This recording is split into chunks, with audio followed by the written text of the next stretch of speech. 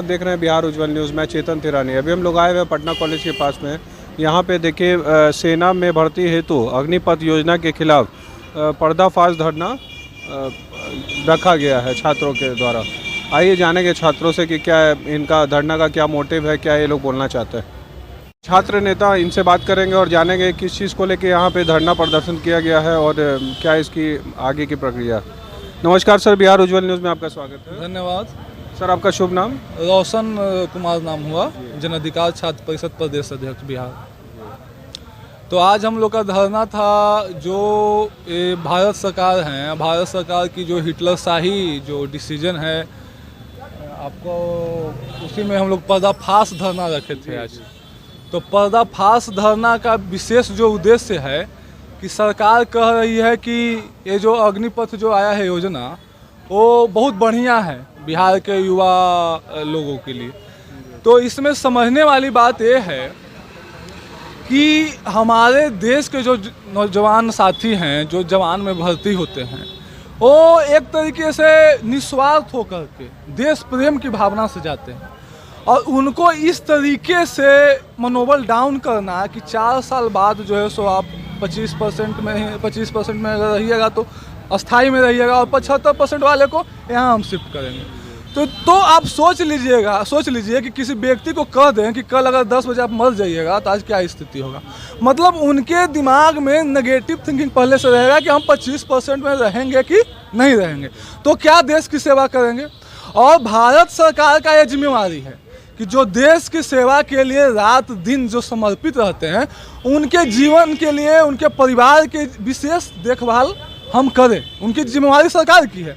लेकिन सरकार इस तरीके से अनुकंपा का कहीं जिक्र नहीं है, क्योंकि देश में जब सिपाही शहीद होता है तो जब से सिपाही वैकेंसी से लेकर के जब ज्वाइन करता है तब से समझिए कि उसका पूरा परिवार ऑन ड्यूटी रहता है, क्योंकि माता पिता पत्नी बेटा सबको लगता है कि कब हमारे पापा हैं या बेटा हैं, कब क्या हो जाए।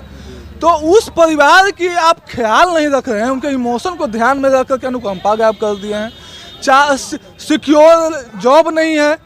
उसके बाद जो स्टेट गवर्नमेंट की स्थिति है कि 10-10 साल तक कोई वैकेंसी क्लियर नहीं होती, तो आप उनको कहाँ शिफ्ट करिएगा। और जो इंडियन आर्मी, समझने वाली बात है, आर्मी और मिलिट्री और पैरामिलिट्री, तो पैरामिलिट्री का पेंशन ऑलरेडी छीन लिया गया है, उनको शहीद तक के दर्जा नहीं है। अब बच गया मिलिट्री, जो मिलिट्री सिर्फ बड़े युद्ध में नहीं तो बड़े जो है सो काउंटर या कोई उस तरीके का आप कह सकते कि स्ट्राइक होता है, उसमें आर्मी जाती है। अब आर्मी में जो ड्यूटी कर लिया 6 महीने या साल भर या 4 साल रह चुका, और वो उसको अब दूसरे संस्था में जा करके वो ड्यूटी करेगा, तो कहीं ना कहीं तो देश की सुरक्षा के साथ खिलवाड़ है। कभी आप सुने नहीं हो कि आर्मी से जो किया वो कभी दूसरे जगह ड्यूटी किया, कभी नहीं। आर्मी सिर्फ या तो युद्ध या तो बड़े जो है सो स्ट्राइक। तो हम लोग का सीधा मांग है कि या तो आप इसको अगर जब रखने की बात कर रहे हैं तो 75% वाले को आप 25,000 रुपये पेंशन तय करिए, कि जब तक उनको कहीं सिक्योर जॉब नहीं मिल जाती है। दूसरा, इसमें अनुकंपा का जिक्र नहीं है, अनुकंपा उसमें रखिए। तीसरी बात, जो सारी सुविधाएं हैं, जैसे तो उनके बेटे जो हैं सो मान लीजिए जिनका शादी हो गया 17 से 21 के बीच में और वो जो चले गए, तो उनके बच्चों को सैनिक स्कूल की व्यवस्था दिया जाए, कैंटीन की व्यवस्था प्रमुखता से दिया जाए। मतलब हमारा सीधा कहने का मतलब है कि आपको इतनी बड़ी वैकेंसी है, देश में 30 लाख वैकेंसी है, आपको यह सब कटौती करने की ज़रूरत नहीं थी। आपको और देश के जवानों को और सुरक्षा और व्यवस्था बढ़ानी चाहिए थी, उनको सुविधाओं को और बढ़ाना चाहिए था, उसके बजाय और आप घटा रहे हैं, एक कहीं से उचित नहीं।